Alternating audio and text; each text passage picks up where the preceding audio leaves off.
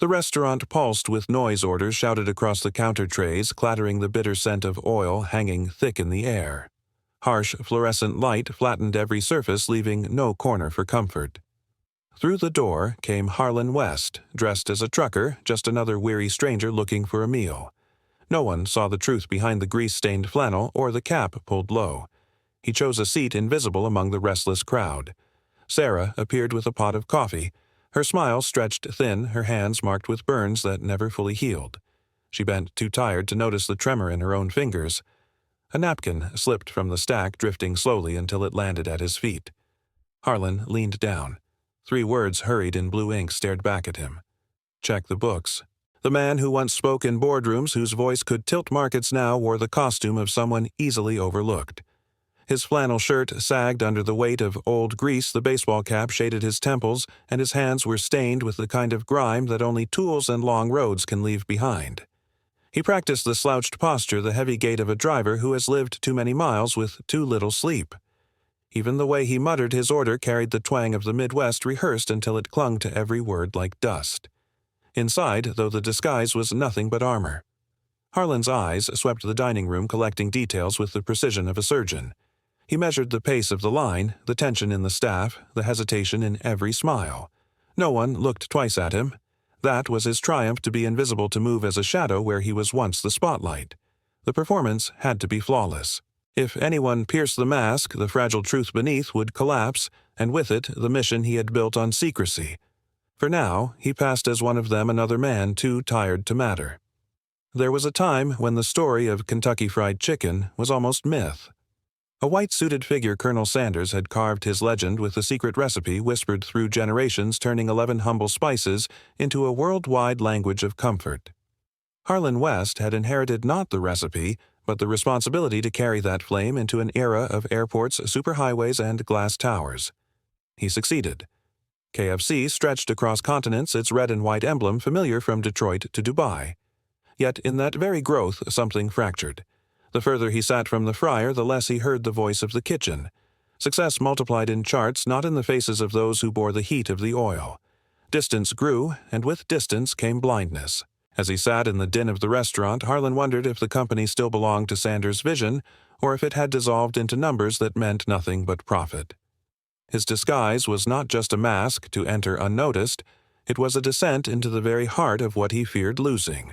The question pressed at him with the weight of every dollar earned and every corner cut: had KFC lost its soul in the chase for scale? He intended to find the answer not in the gleaming boardroom, but in the grease-stained floor of this very store. She moved between tables with the grace of someone long accustomed to weaving through narrow spaces, yet her body betrayed the exhaustion she could not conceal. Sarah was young, but the shadows beneath her eyes aged her. Her uniform bore thin seams at the shoulders, fabric faded from countless washes. On her wrist, pale scars lingered, silent evidence of burns that healed without sympathy. She balanced a tray against her hip, smile drawn taut, as though each customer deserved a face she no longer possessed. Her voice when she spoke was steady but hushed, carrying the restraint of someone careful not to break.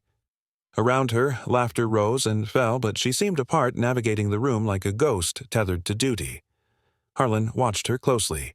Each step, each strained gesture carried more weight than she allowed anyone to see. She was efficient, quick, always anticipating needs, yet behind the practiced rhythm was fatigue too deep to hide. It was not incompetence, but sacrifice, an unrelenting bargain with her own strength. Her presence was both ordinary and profound. In Sarah's weariness lived the quiet truth of the empire. He commanded real people paying invisible costs. She was not a symbol. She was a wound the company had chosen not to notice.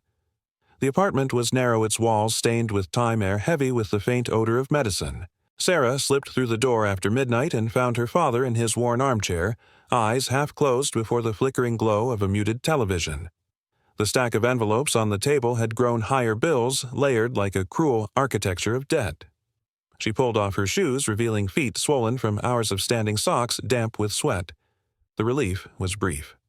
A pot of instant noodles steamed weakly on the stove, enough for one meal stretched thin for two. Between the bowls lay an amber bottle of pills, its label frayed from use, the name of her father printed in smudged ink. Sarah ate quietly, glancing at him as he stirred awake. He smiled faintly, trying to hide the effort it cost him. She exhaled long and low, then bent her head to the meal. No complaints, no bitterness, only the silence of endurance. Her life outside the fryer and cash register was not rest but another battlefield. This was the unseen cost behind every shift, behind every forced smile. For Harlan, glimpsing even fragments of this reality would mean more than any chart could ever show. When Derek appeared, the air itself seemed to stiffen. His red KFC shirt fit too neatly pressed as though ironed with care, but on his wrist gleamed a Rolex too sharp, too precise for a restaurant floor. It caught the light with every movement, a silent proclamation of superiority. His eyes were narrow metallic in their scrutiny. He scanned the staff, not as people, but as flaws waiting to be punished. A smirk lingered on his lips, one that did not rise to his eyes, and when he spoke it cut across the room with a clipped sharpness. Orders, never requests. Commands, never questions. Conversations among employees evaporated the moment he entered, laughter dying mid-breath. Even Sarah, who carried herself with weary dignity, lowered her gaze in his presence. The restaurant, so noisy moments before, bent into silence under the weight of his authority. To the customers, Derek's presence was invisible, hidden behind the facade of efficiency. But to those who worked beneath him, every step, every glance carried the cold edge of intimidation. He was less a manager than a shadow cast across their day, a reminder that control could be exercised not through care, but through fear. Among the weary faces, Jake stood out like a candle not yet dimmed. At 19, his energy seemed untouched by the grease and smoke of the fryer. He greeted strangers with a grin that felt unpracticed and genuine, carrying trays with a bounce in his step as though the work itself could not weigh him down. Between shifts, he spoke of classes he dreamed of taking, of a degree in engineering that might one day lift him beyond this town. For now, though, tuition was a mountain, and each hour behind the counter was a small foothold toward its peak. He believed in effort, believed that managers noticed good work.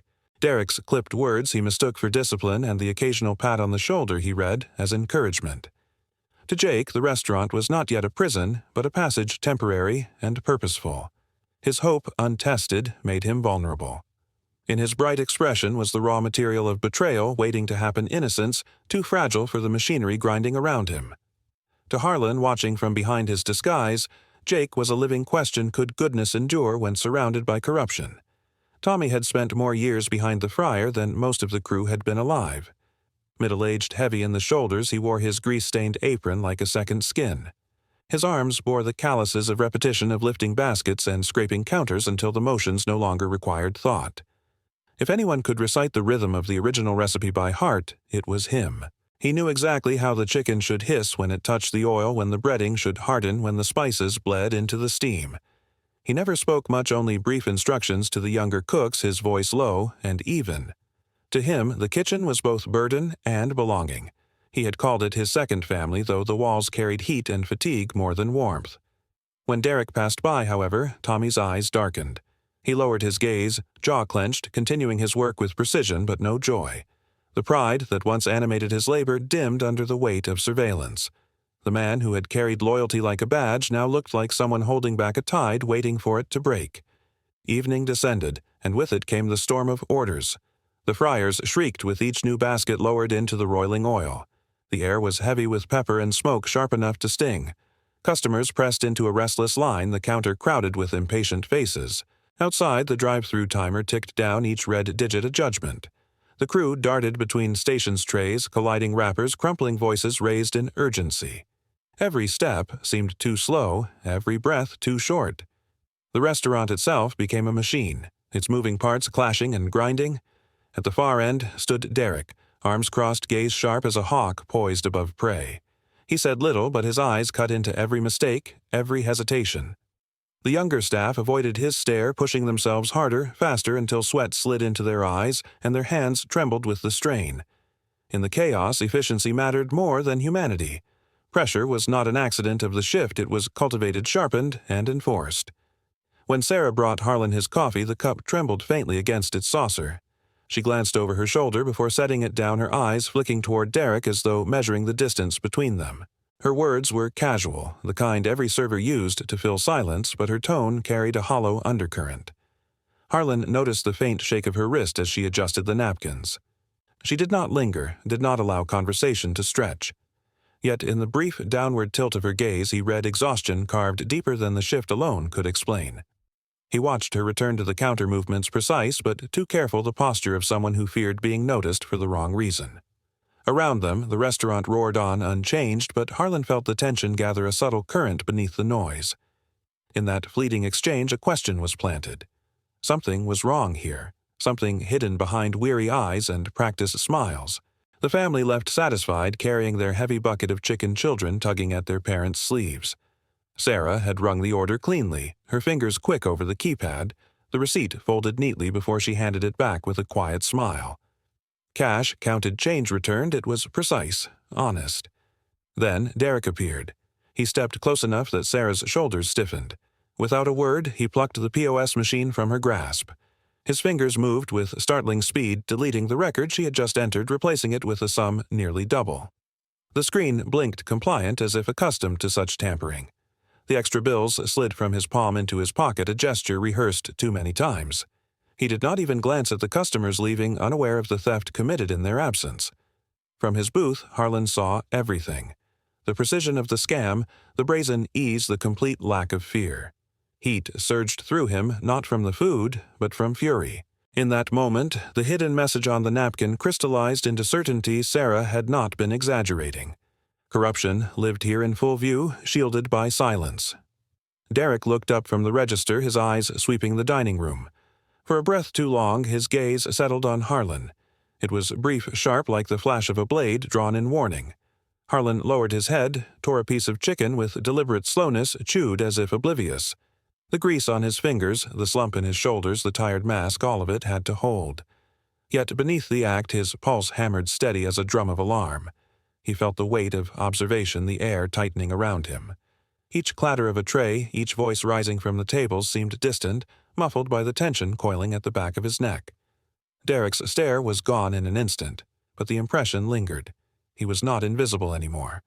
Suspicion, once stirred, could grow quickly, and if Derek began to question Sarah's fragile warning, would become a noose around her own neck. Harlan forced his eyes to remain fixed on the food, but inside unease spread like fire across dry timber. As the rush eased, a small group of employees prepared their short meal sandwiches, unwrapped drinks, poured hastily stolen minutes of rest. The relief was fragile, but it was theirs. Derek stepped in before the first bite. His voice cut through the room with chill authority. No one eats. Customers are waiting. No explanation, no room for discussion.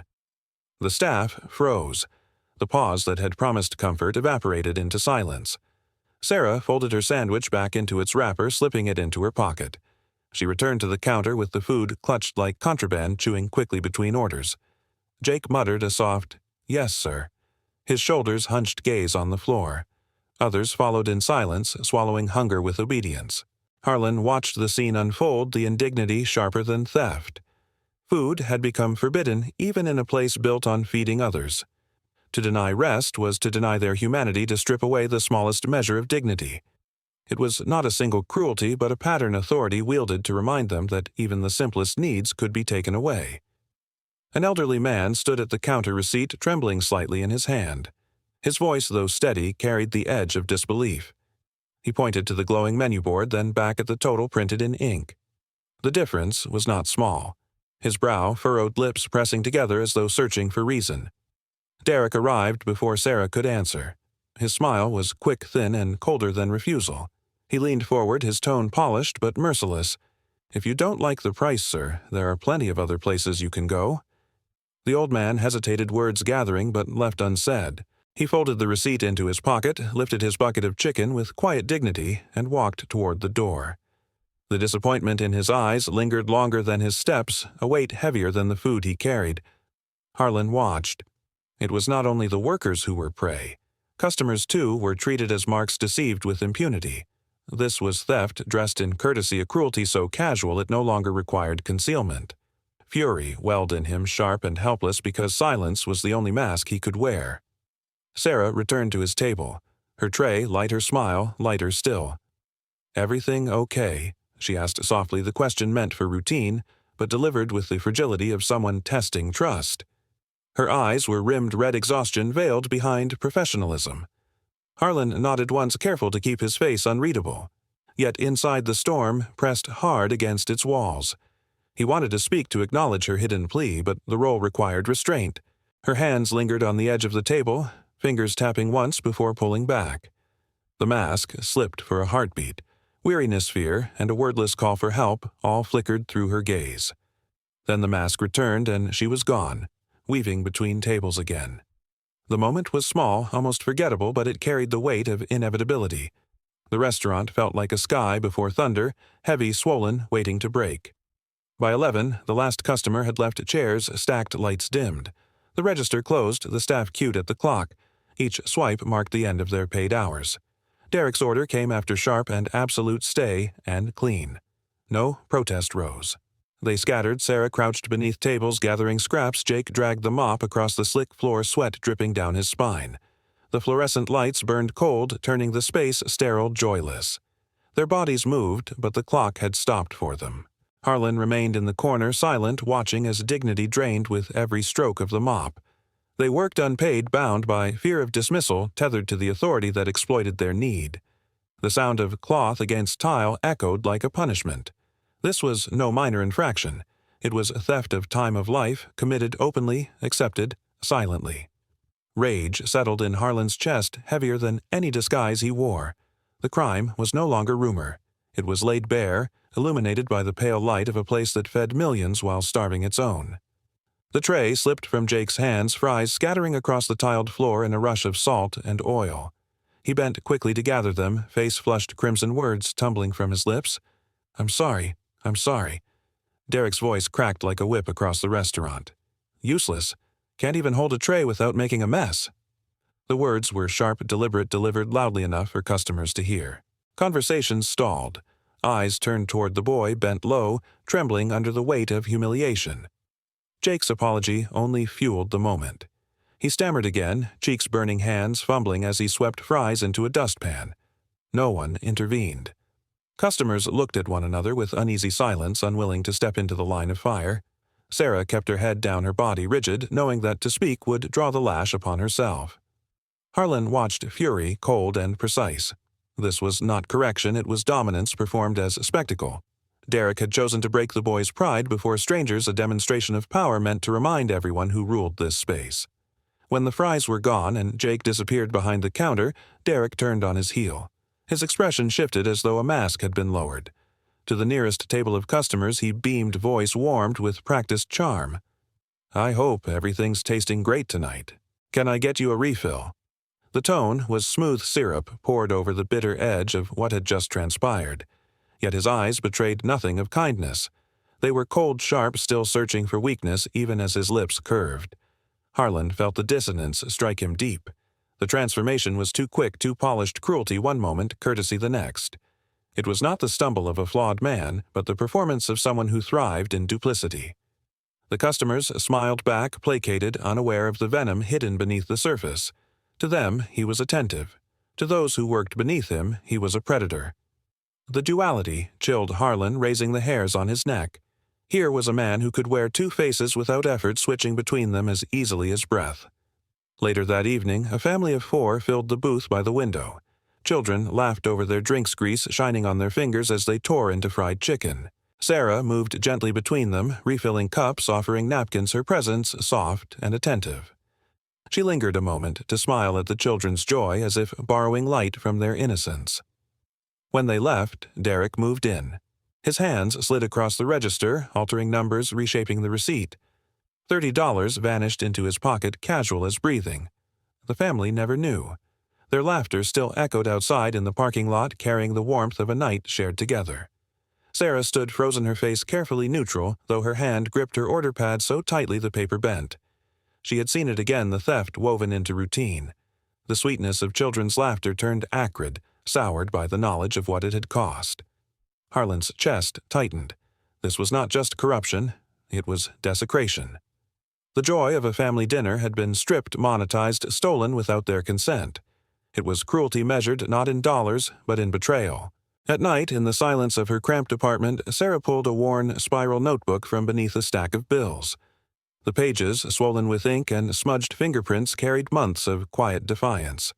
Each line was dated with precision shift times, missing hours' wages cut short, cash vanished from customers' payments. Names of coworkers filled the margins, their losses cataloged in her careful handwriting.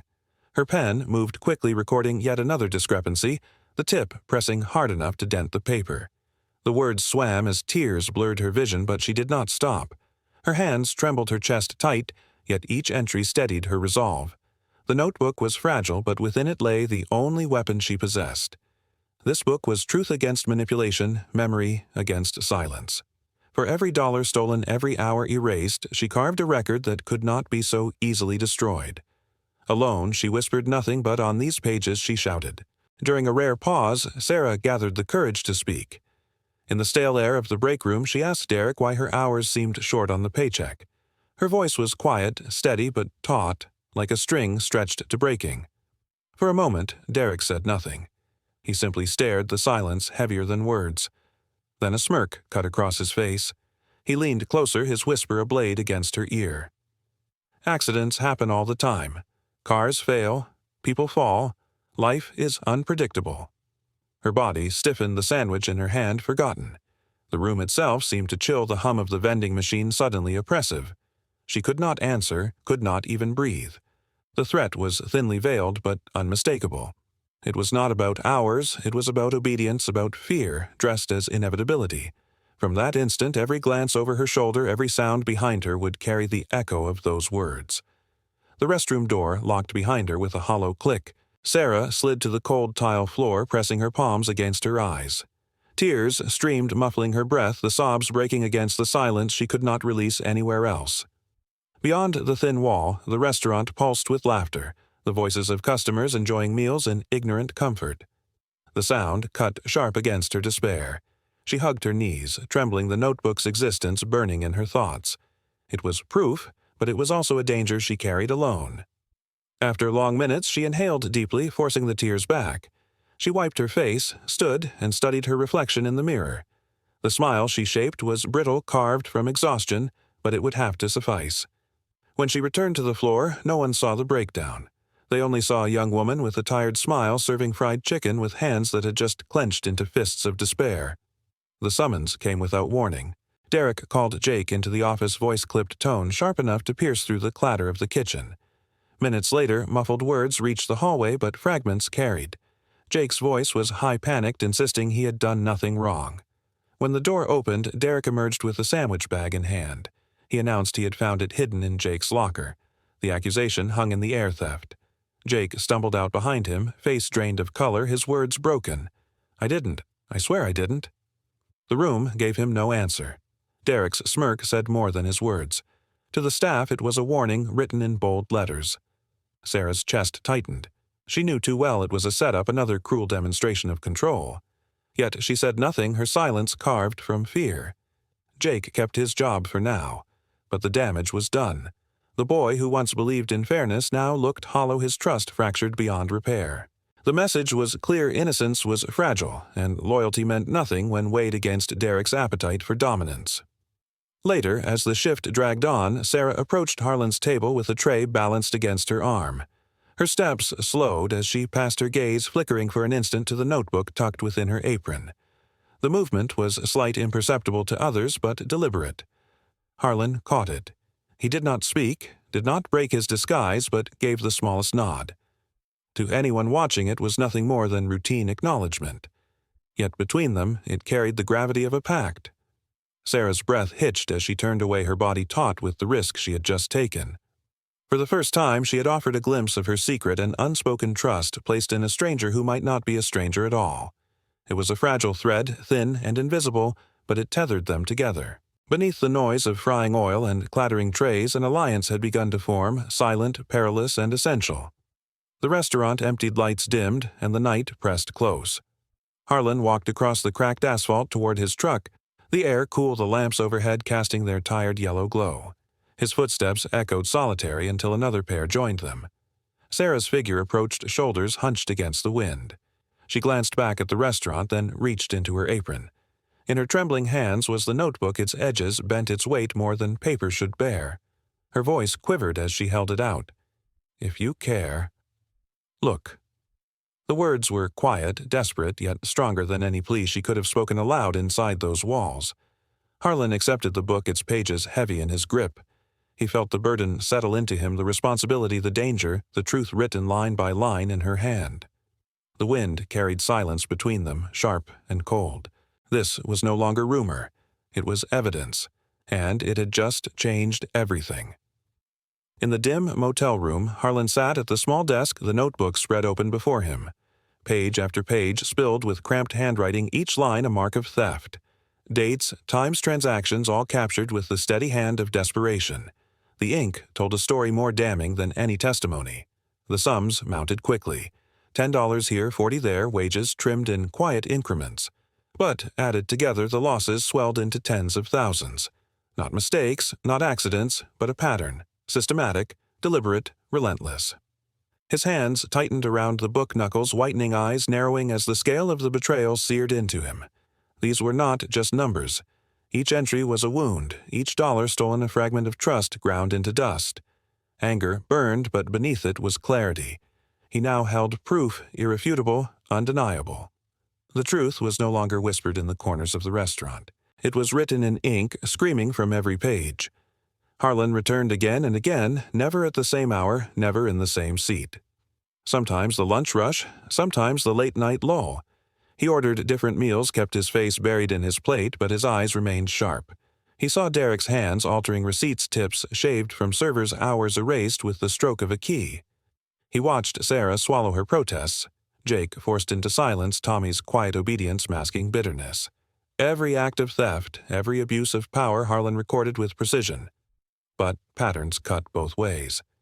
Derek began to notice the trucker who came too often, who lingered too long. His gaze swept across the dining room more frequently now, pausing when it landed on Harlan. Suspicion flickered, subtle but growing. The danger thickened with every visit. One misstep, one slip of disguise, and not only his mission but Sarah's fragile safety would unravel. Still, Harlan stayed. Evidence mattered more than fear. In the heat of the kitchen, over the hiss of oil, Tommy's voice broke the rhythm. He leaned close to Sarah, words hushed but heavy. I saw him, selling supplies out the back. Cases of chicken, bags of flour, gone. His tone was uneven, as though speaking it aloud was an act of guilt. Years of loyalty weighed on him now, twisted into complicity by silence. Sarah met his eyes, sadness etched deep. She nodded, her lips pressed tight as if she had long suspected. From his corner seat, Harlan caught fragments enough to piece the truth. Derek's corruption was not confined to wages and receipts. It bled into the very lifeblood of the restaurant, its ingredients, its identity. The scheme stretched wider than he had imagined. Theft was not isolated.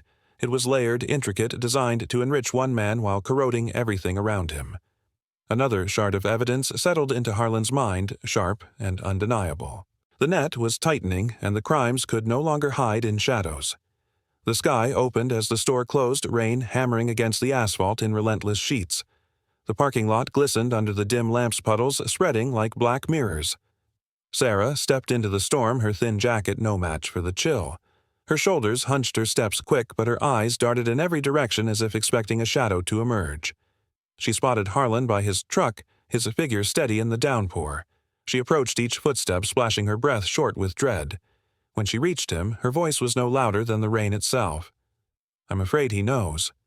Harlan leaned closer, the brim of his cap dripping. His reply was calm, carved from resolve. You are not alone. The words struck deeper than comfort.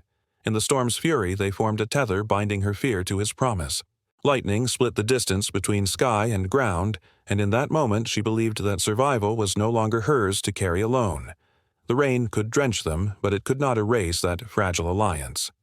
By morning, the restaurant buzzed again, yet an invisible weight pressed on every corner. Sarah moved between tables, her smile rehearsed, each gesture measured. But the warmth was gone, replaced by an edge of strain.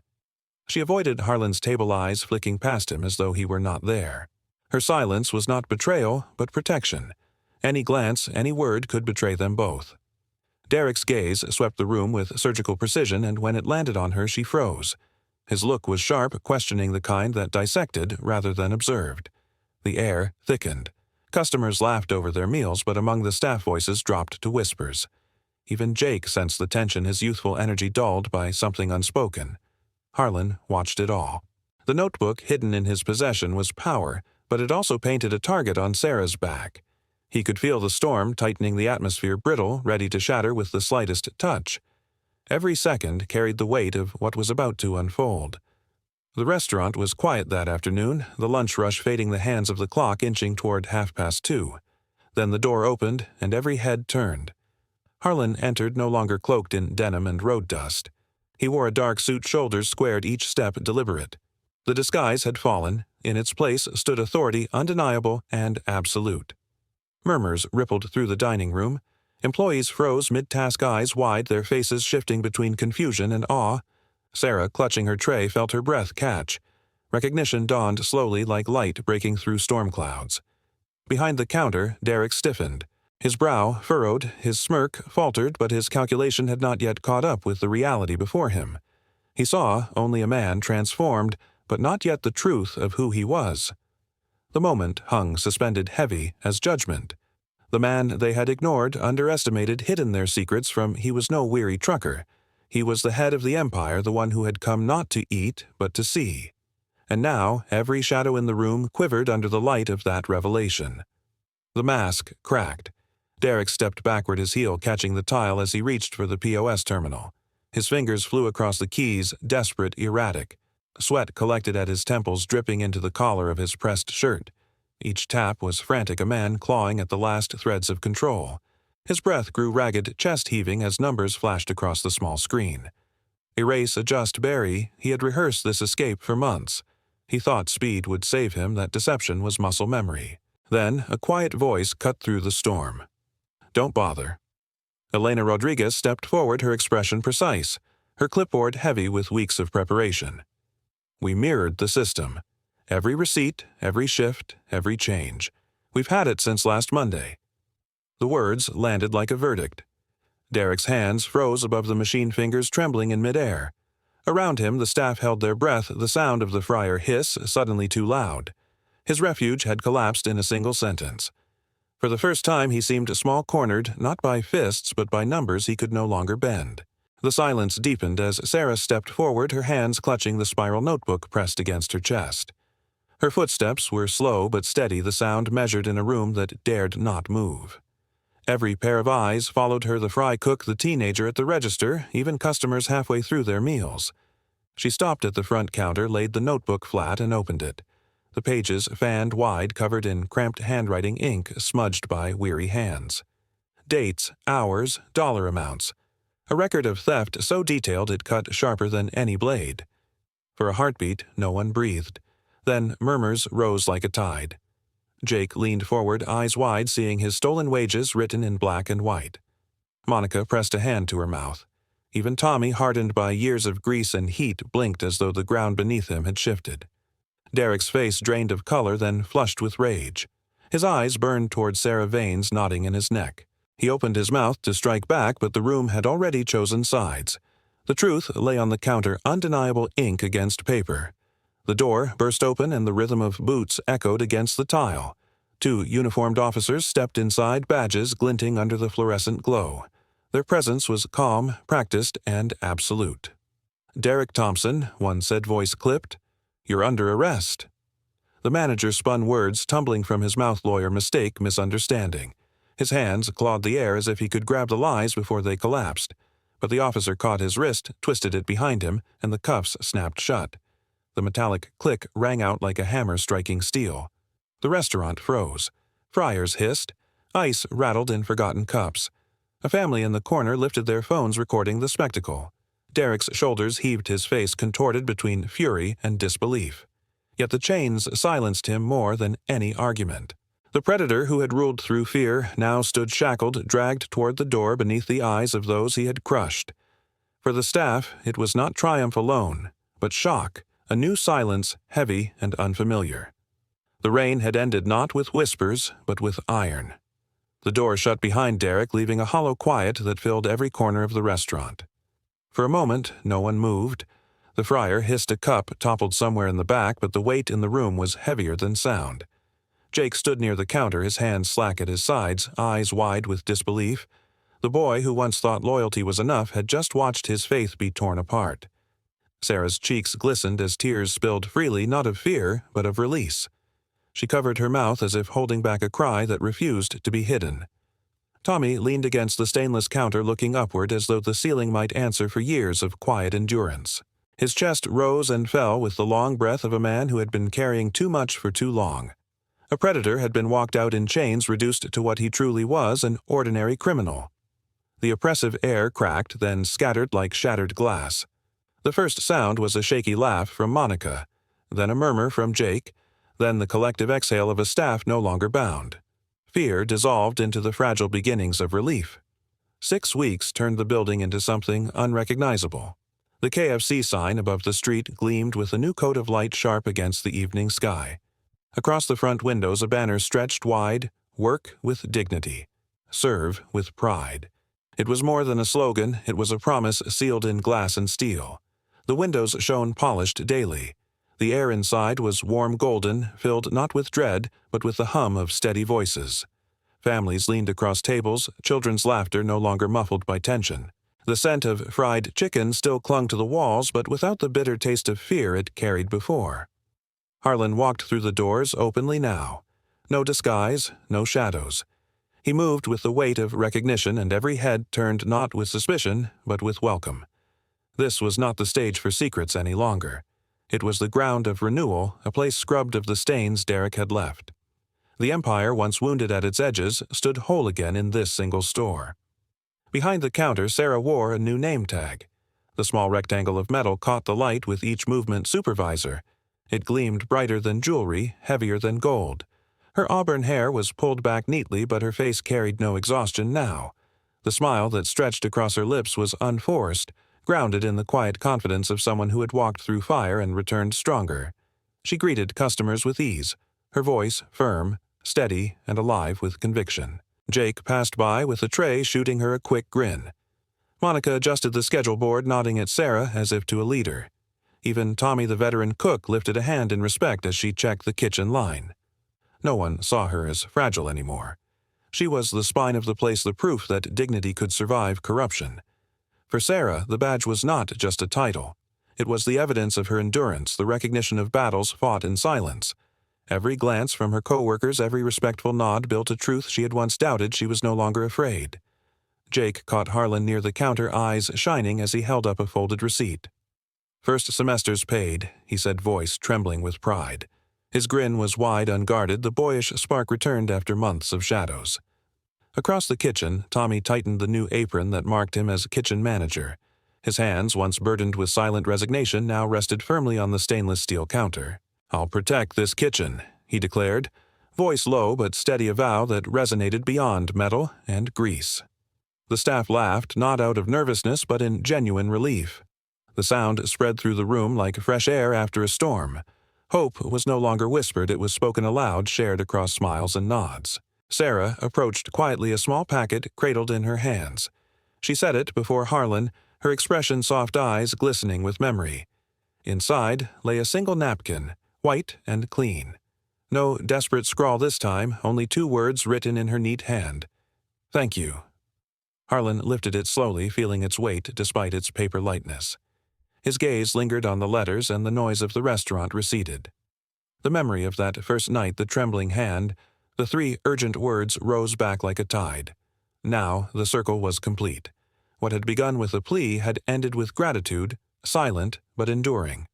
In that fragile square of paper the entire journey lived, fear, defiance, and the dignity reclaimed. Harlan chose a seat near the window and ordered the same meal he had on that first night. The familiar aroma of fried chicken drifted upward, unchanged, yet everything within him was altered. Each bite carried more than flavor. It carried proof that fairness could be restored, that dignity could return even to the smallest corners of work. When the meal ended, he left a tip, 20% deliberate visible. No disguise now, no mask of a weary driver. Only a man choosing to honor those who had stood their ground. He opened his wallet briefly, seeing the folded napkin resting within. White unmarked save for the 2 words written weeks ago. It was not a relic, but a reminder justice begins not with grand speeches, but with the courage of a single hand that dared to write. Harlan closed the wallet. The silence was enough.